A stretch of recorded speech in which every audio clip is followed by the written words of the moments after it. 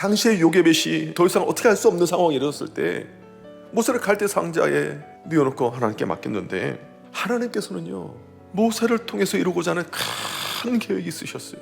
그의 어머니인 요게벳의 인생에도 하나님의 계획이 있으셨습니다. 더 나아가 모세를 통해서 이스라엘을 출애굽시켜 하나님의 국가로, 하나님의 백성으로 삼고자 하는 놀라운 계획이 있으셨습니다. 근데 그 출발점이 어디서부터 실타래가 풀리기 시작했냐면, 요게벳이 하나님께 내어 맡길 때부터 그 놀라운 일들이 풀려나가기 시작한 거예요.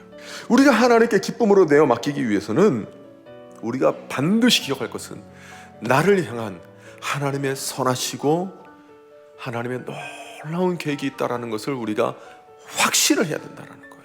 근데 때로는 우리가 그런 믿음 갖고 있다라도 인내로서 기다리게 할 때에 흔들 때가 있지 않습니까?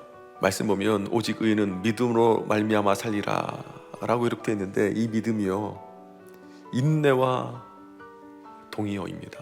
믿음은 하나님 바라보며 인내하는 사람이 믿음이 있는 사람이에요.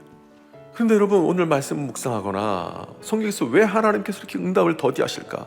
왜 하나님께서 하나님 때에 역사하시는가? 첫 번째가 뭐냐면요, 하나님의 위대하심을 나타내 보이기 위함이라는 거예요. 우리로 하여금 하나님의 어떤 분인지를 깨닫게 하기 위함이라는 겁니다. 두 번째가 뭐냐면 나를 준비시키기 위해서 믿음을 빚어 가시는 거예요. 감사의 준비가 되게 하신 거예요. 우리의 심정이 하나님께서 이루신 일들에서 온전히 감사할 수 있는 감사가 준비됐을 때, 내 내면이 믿음이 준비됐을 때, 그때 하나님 역사하시는 거예요. 그때까지 기다리시는 거예요. 마지막으로 우리가 무엇을 또 바라보고 하나님께 맡길 수 있냐? 하나님의 일하심의 방식을 믿고 맡겨야 됩니다. 오늘 말씀 보면 하나님께서 어떻게 역사하셨냐면, 사람의 생각과 내면을 바꾸셔서 역사하시는 걸 볼 수 있어요. 내면을 하나님께서 붙들어 주시면서 역사하시는 걸 볼 수 있어요. 하나님께서 우리의 삶 가운데 역사하실 때요, 하나님께서 내 마음을 바꾸기도 하시고 내 생각도 바꾸기도 하세요.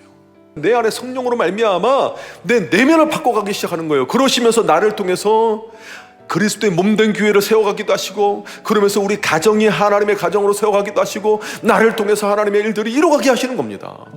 그렇게 우리 모두가 다 하나님의 역사하심의 방법을 내 방법으로만 생각하지 마시고, 가장 좋은 방법으로 인도하시는 하나님께 모든 것을 내어 맡김으로 하나님의 그 뜻을 우리 삶의 현장으로, 현실로, 간증으로, 그런 하나님의 역사하심을 바라보는 우리 잠실산의 교회 모든 성도님들 되기를 주님의 이름으로 축복합니다.